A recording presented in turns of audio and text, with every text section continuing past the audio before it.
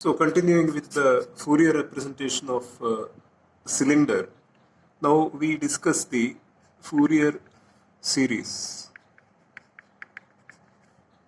Fourier series representation of a periodic array of cylinders, a two-dimensional periodic array of cylinders. So the picture is somewhat like this. The picture is somewhat like this. Say x, y, and we have, let's say, a cylinder here, radius r as earlier, and height a, and then we have a replica of cylinder, the same cylinder, a periodic repetition, radius r, height a, and similarly we have one here and one somewhere here, over here, over here. So you have a periodic array of cylinders, and the distance, the period along the x-axis is, let's say, capital lambda x, and along the y-axis, let's say it is capital lambda y. So if you look at this from the top, if you look at it from the top, this is how the periodic array will look like. X, Y and Z coming out. So you have the cylinder here. So you'll have a two-dimensional periodic array, of course extending to infinity in all directions. I am just showing here 9 such cylinders from the top. This will be capital lambda x, this period, and this period will be capital lambda y. So after another capital lambda y, you will have another cylinder. So more specifically, you will have another cylinder here. Similarly, this is capital lambda x, this will be capital lambda x. So this is the picture, and we are trying to represent this, we are trying to get the Fourier series coefficients of this two-dimensional periodic array of cylinders of height a and radius r. So we begin with the expression for the Fourier series, for the two-dimensional Fourier series. So again we observe that the periodic array of cylinders in one period, which is in one period which is centered at the origin. So again, more specifically, what I mean is, that is like this. So this is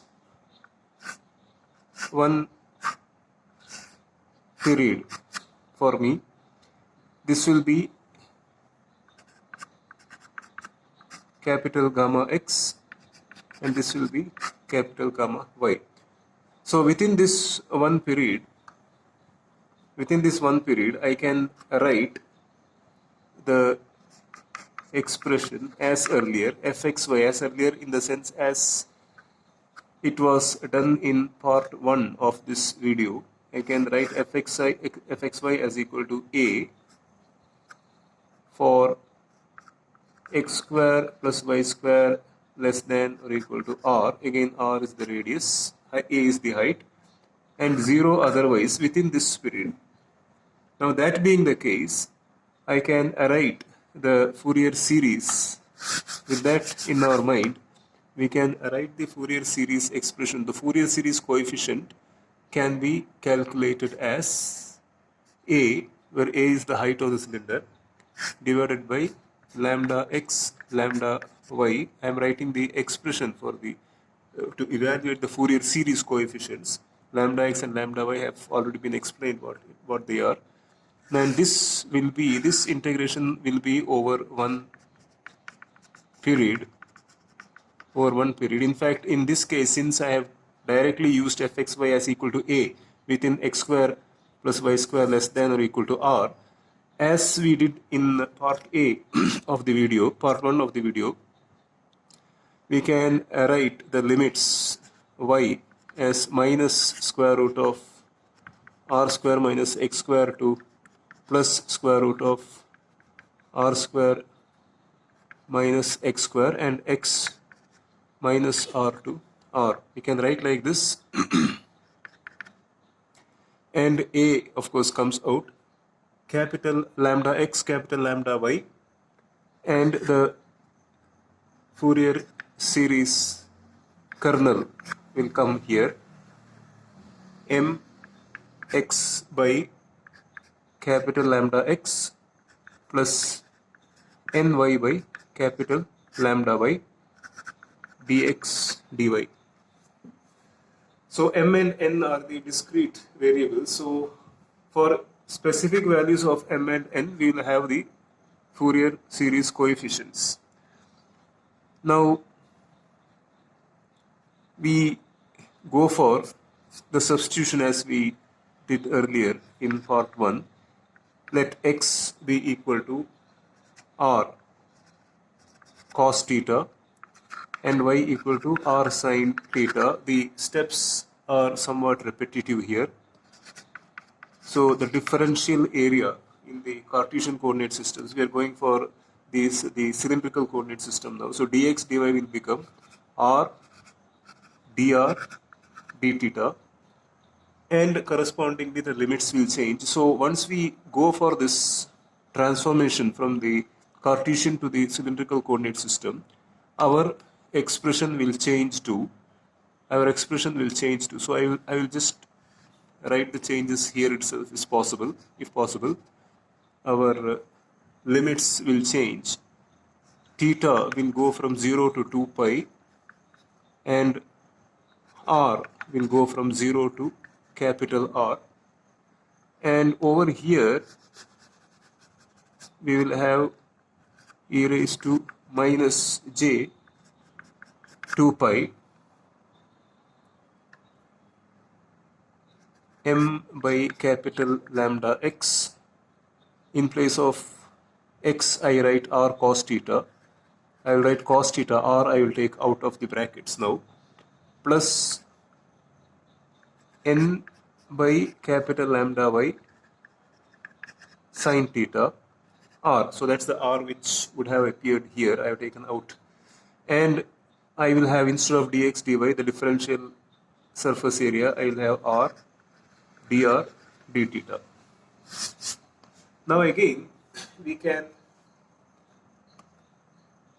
write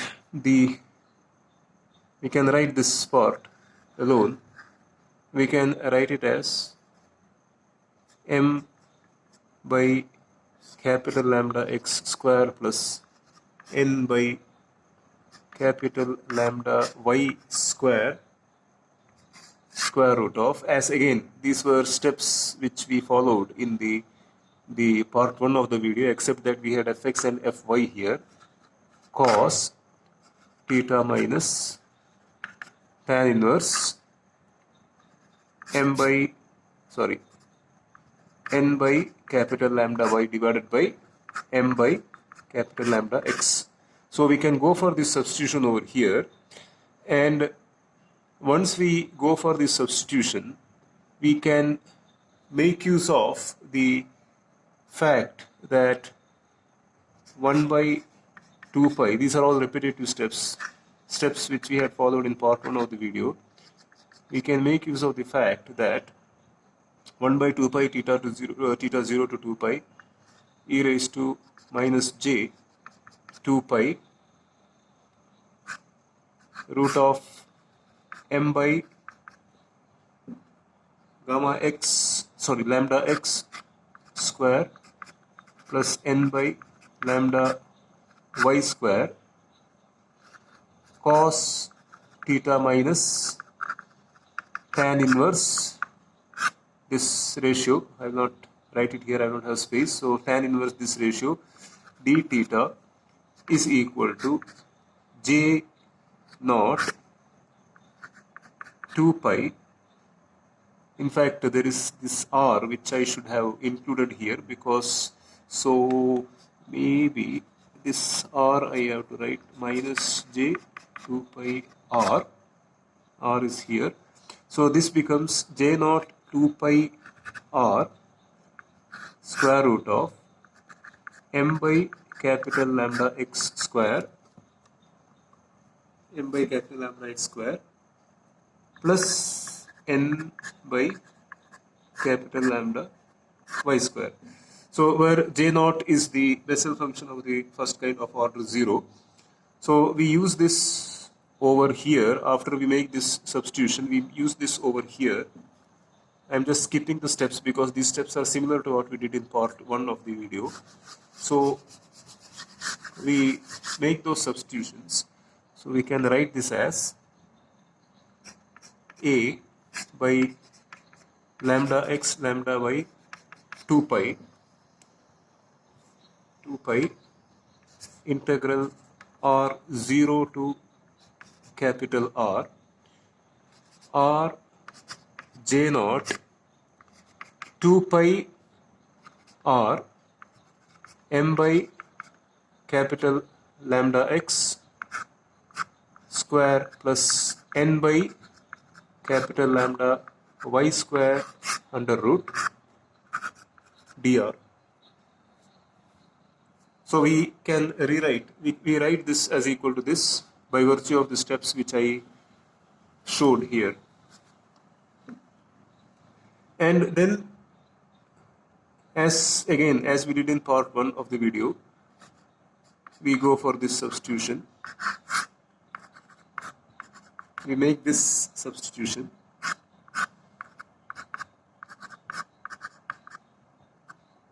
Capital lambda y square is equal to, say, u. We make this substitution, and consequently dr becomes du by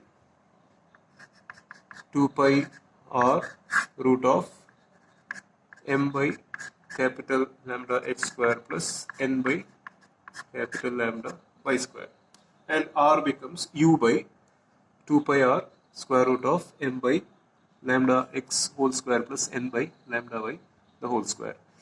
So we make this substitution, and when we make this substitution over here, we will end up getting u divided by 2 pi root of m by capital lambda x square plus n by capital lambda y square. So this is for the r which was there earlier. The limits will change. I will do that in a while. So I will just wipe it. I will write the limits in a short while.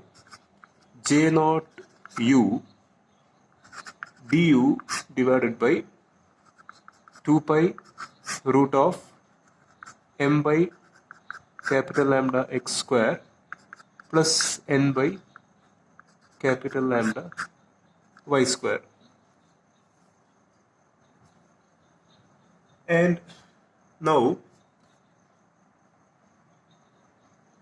the limits will be u 0 to 2 pi capital R root of m by gamma lambda x square plus n by lambda y square. So this will be the limits. And again we use this identity, integral 0 to p u j naught u du is equal to, use this identity, p j1 p, where j1 is the Bessel function of first kind of order 1. So we use this identity here, and when we use the identity here, the result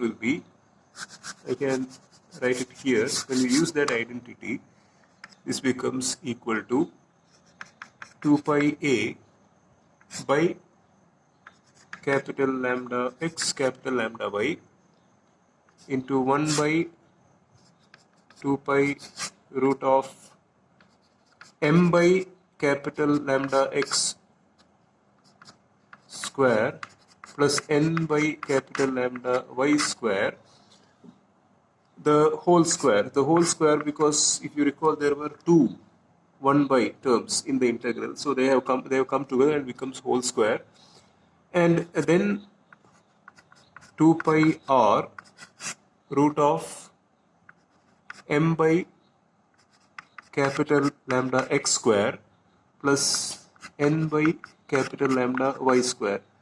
Now this is the u which you get in that identity. This is the p which you get in that identity, and if you recall, the upper limit of integration was this.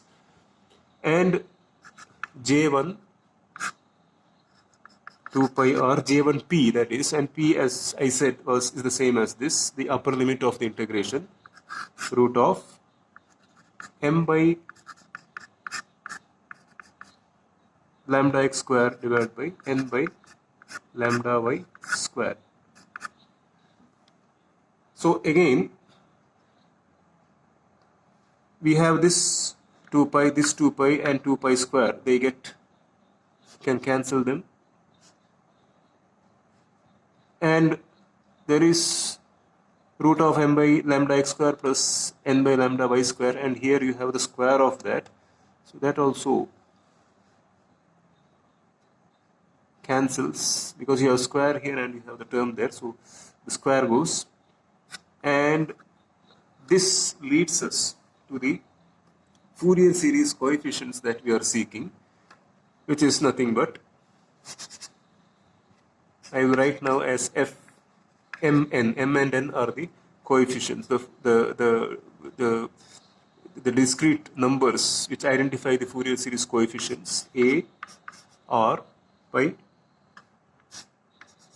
lambda x lambda y root of m by lambda x square plus n by lambda y square, j1 2 pi r root of m by lambda x the whole square plus n by lambda y the whole square. So these are the Fourier series coefficients that we are seeking, and this means that the periodic array of cylinders can be expressed in terms of a Fourier series expansion as given by AR by lambda x lambda y m minus infinity to plus infinity, it's a summation, n minus infinity to plus infinity, j1 2 pi r, so the Fourier series coefficients will come here, m by lambda x square plus n by lambda y square divided by root of m by lambda x square plus n by lambda y square e raised to j 2 pi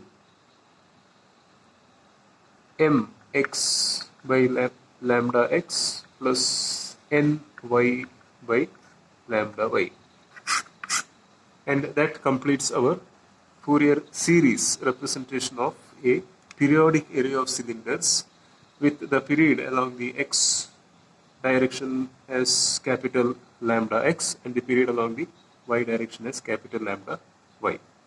Again, this is very handy when you apply the plane wave expansion method to analyze a photonic crystal which is made up of cylindrical arrays of cylinders of a different refractive index from what is there in the surrounding.